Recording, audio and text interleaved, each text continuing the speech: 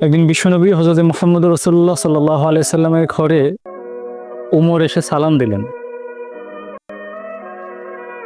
এবং উমর ঝরঝর করে চোখের পানি ছেড়ে দিলেন, কান্না শুরু করে দিলেন।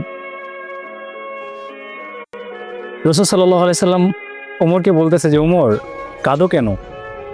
তখন উমর রাসূল সাল্লাল্লাহু আলাইহি সাল্লামকে বলতেছে যে, আমি বিশ্বনবীর ঘর দেখতেছি, এক কোণে একটা পানির পিয়ালা পড়ে আছে, আরেক কোণে জবের কিছু ছাতু পড়ে আছে।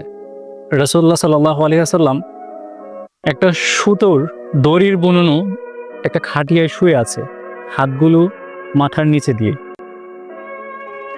রাসূল সাল্লাল্লাহু আলাইহি সাল্লামের পিঠ মুবারকের মধ্যে সেই খাটিয়ার দাগ উঠে গেছে।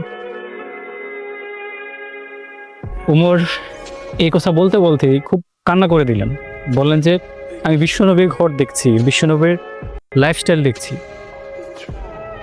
আমার নবী তো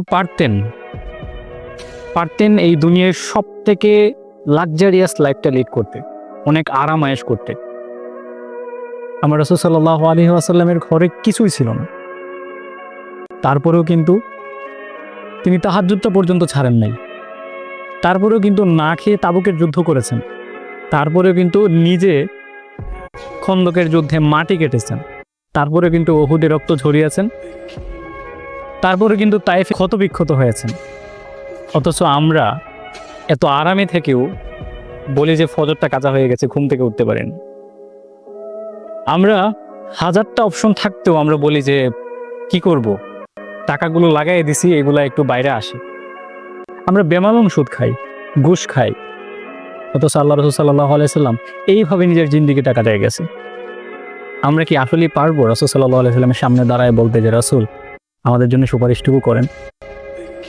আল্লাহ তাআলা আমার রাসূলের লাইফস্টাইলকে ফলো করে আমাদেরকে জীবন পরিচালনা করার তৌফিক দান করুন।